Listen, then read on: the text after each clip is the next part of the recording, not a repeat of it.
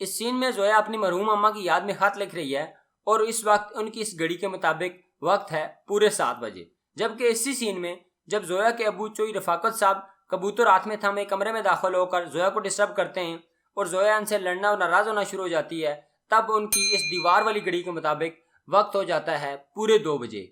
जब चोई साहब अपनी लाडली बेटी जोया को समझा रहे हैं तो उस वक्त पर्दों का रिफ्लेक्शन अलमारी के सिर्फ एक हिस्से पर है। जबकि इसी सीन में जब चोई साहब को दोबारा लेक्चर देते हुए दिखाया जाता है तो अब की बार पर्दों का रिफ्लेक्शन अलमारी के दोनों हिस्सों पर होता है, मतलब गलती हुई।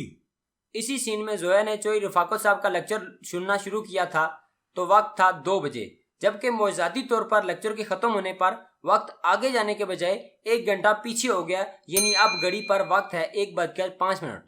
यहाँ जोया गुस्से में आकर अपने फोन को फर्श पर जोर से दे मारती है और फोन दूर जा गिरता है और यहाँ उसकी बैटरी और ये यहाँ फोन पड़ा है। लेकिन जब कैमरा एंगल बदलता है और जोया को खुदकुशी की प्लानिंग सोचते हुए दिखाया जाता है और फोन भी इस लकड़ी के तख्ते से नीचे आ जाता है और बैटरी भी उसके पास चली जाती है। मैडम जोया खुदकुशी करने के लिए रवायती तरीका यानी पंखे से लटक कर मरने की कोशिश करती हैं, लेकिन इतना ढीला और लंबा रसा बल्कि चादर के पल्लू से खुदकुशी का तरीका ये नाकाबिले अमल और नाकाबिले समझ है।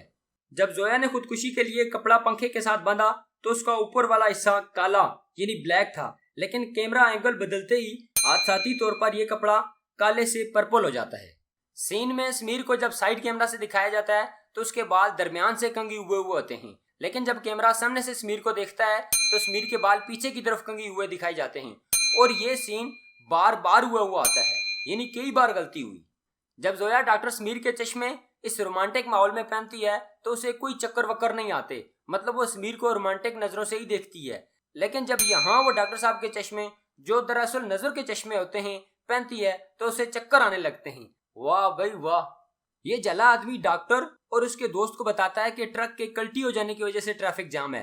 ओ जी, ट्रक कल्टी हो गया। लेकिन ये जो कल्टी हुआ है इसे पाकिस्तान में ट्रक नहीं बल्कि सुजुकी, कैरी डब्बा या शाजोर कहते हैं, मतलब जला जला ही है।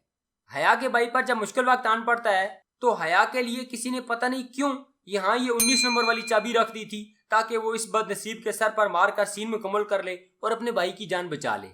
छोटे चोई साहब जब बड़े चोई साहब को अपने नकली पिस्तौल से गोली मारते हैं तो गोली की आवाज तो आती है, तो खून बड़े चोई साहब से बिल्कुल नहीं निकलता। शायद उनका खून खत्म हो गया हो या सफेद हो गया हो।